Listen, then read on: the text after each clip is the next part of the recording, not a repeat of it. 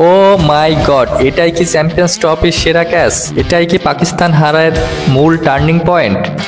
আসুন দেখা যাক ক্যাচটা সম্বন্ধে। এবং আমার কাছে মনে হয়েছে যেন আমার কাছে দেখা একটা সেরা ক্যাচ চ্যাম্পিয়ন্স ট্রফিতে।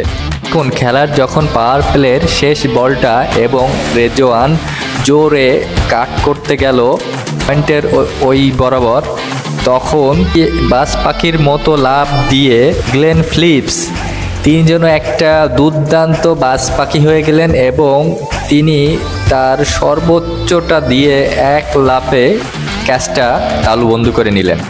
এবং সাথে সাথে দর্শকদের মাথায় হাত এবং রেজওয়ানও আশঙ্কা, এদিকতে বাবর আজমও চুপচাপ, মানে কি একটা অবস্থা। এবং যে ক্যাচটা ধরছে গ্লেন ফিলিপস, তিনি কিন্তু ক্যাচটা ধরেই দাঁড়িয়ে পড়েছেন সোজা হয়ে, যে তিনিও অবাক যে ক্যাচটা তিনি ধরতে পারছেন।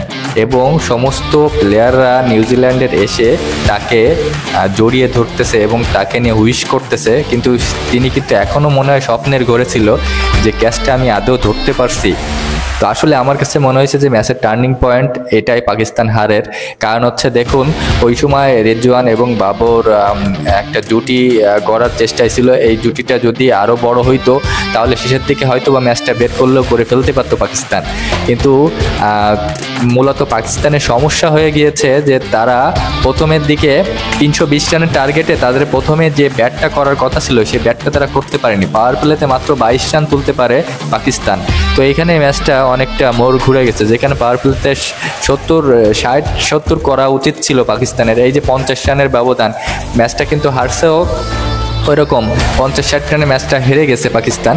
তো তাতে করে আমার কাছে মনে হয়েছে যেন এই যে ক্যাচটা নিল গ্লেন ফিলিপস, এটাই ম্যাচের টার্নিং পয়েন্ট।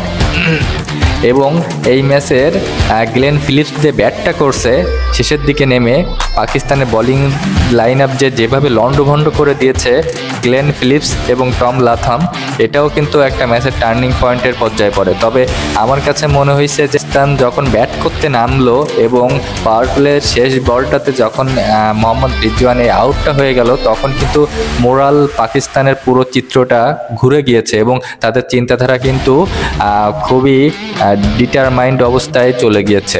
এই দুর্দান্ত ক্যাচটাই টার্নিং পয়েন্ট এবং গ্লেন ফিলিপস বরাবরই দুর্দান্ত ফিল্ডিং এবং তিনি এমন ক্যাচ আরও প্রতিনিয়ত আমাদের উপহার দিক। এবং সেরা ক্যাচ হিসেবে আমার কাছে মনে হয়েছে যেন এই ক্যাচটাই এবারে চ্যাম্পিয়ন্স ট্রফিতে মনোনীত হবে। এদিন পাকিস্তানের উদ্বোধনী অনুষ্ঠান হয়েছে অনেক সাজসজ্জাপূর্ণ।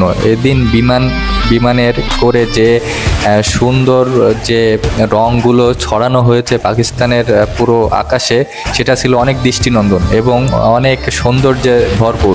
কিন্তু পাকিস্তান ম্যাচ হারাতে দর্শক থেকে সমর্থকরা সবাই খুব হতাশ এবং পরপর এই যে নিউজিল্যান্ডের কাছে 3 ম্যাচই তারা হেরে গেল, তাতে করে আমার কাছে এটা পাকিস্তানের জন্য খুবই কষ্টদায়ক এবং দর্শকদের জন্য খুবই খারাপ লাগার বিষয়। যেভাবে প্রথমে শুরু করছিল পাকিস্তান, কিন্তু শেষটা ভালো হলো না। দেখা যাক টুর্নামেন্টের বাকি পথটা কীভাবে কাটায় তারা। ভিডিও ভালো লাগলে অবশ্যই লাইক, কমেন্ট, ফলো দিয়ে পাশে থাকবেন। ধন্যবাদ।